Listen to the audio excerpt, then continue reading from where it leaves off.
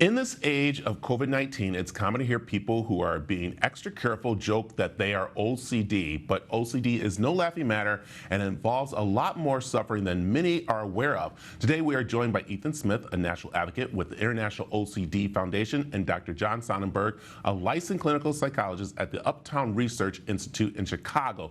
Welcome, both of you. How are you doing today? Well, doing well. Thank you so much for having us. Dr. Sonnenberg, let's start here about what is OCD, and let's give some examples of behaviors of OCD. Right. Let's start with how one can understand that it's different than regular worrying or regular cleanliness.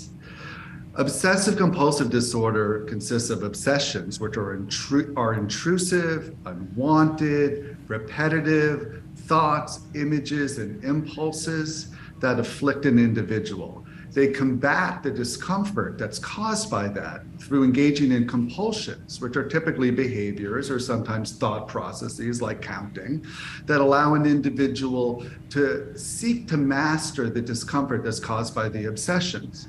Unfortunately, for an individual with true obsessive compulsive disorder, they spend too much time engaged in the obsessive and compulsive loops, and they're not able to lead a productive day-to-day life unless they seek treatment. Yeah. Doctor, how are people diagnosed with OCD? Because it's very interesting, because somebody might think they don't have it when they do have it, and those who think they have it don't have it. Right. It really can be misunderstood. It's diagnosed based on behaviors and descriptions of thought processes. So it needs to be diagnosed by a licensed health professional. But it takes such a long time for individuals, typically and historically, to get the correct diagnosis that it behooves individuals to do a bit of research themselves. We have a website, ocdtrials.com, that tells individuals about what the experience of others with OCD is like, links people to resources, and also links individuals for potential participation in a clinical trial that's going on around the country. Yeah.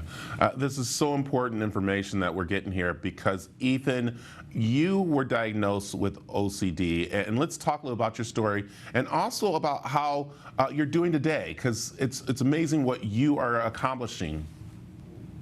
Thank you so much. I appreciate the kind words. Yeah, as early as I can remember, I was having OCD thoughts. I like to say I was born with OCD, though that is not always the case.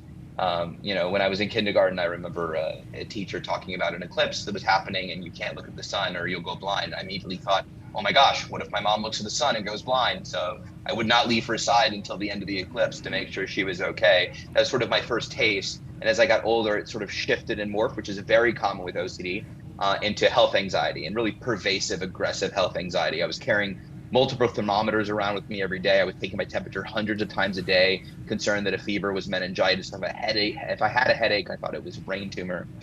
I was diagnosed at age 14 with OCD. And while that brought some relief to have a name to what was happening to me, I unfortunately did not get the proper treatment until 17 years later when I was 31. Unfortunately, wow, that is the common statistic. That is not unusual. It can take, on average, 14 to 17 years for individuals with OCD to be properly diagnosed and treated. I did see multiple therapists. Unfortunately, they didn't do the proper treatment. They didn't know that. That wasn't malicious on their part. But by the time I found proper treatment, my life had been completely upended. I was living in a bed in my parents' guest bedroom, unable to eat, unable to drink, really just barely existing.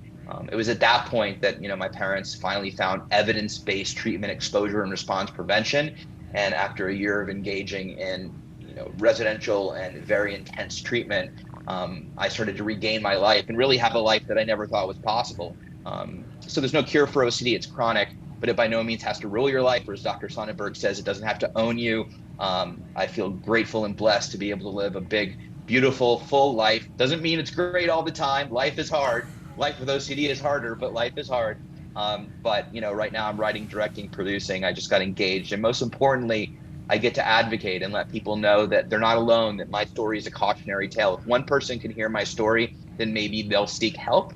they'll hear that there's treatment and they can get better. Even just saying OCDtrials.com and the website, and people going there and seeing other advocates tell their story and know that they're not alone. Hearing hear about resources like the IOCDF, or even just what OCD is, and most importantly, that we're engaging in new research for potential treatments for OCD, like this particular trial that Dr. Sonnenberg is a primary investigator in. I love this. This is so great for people to learn. We've ran out of time, and I wish we could sit and talk more, but we can talk more online. And tell them again the website that they can go to. It's OCDtrials.com. We'll see you there. Perfect. So, thank you both of us for joining us this morning. Thank you so much.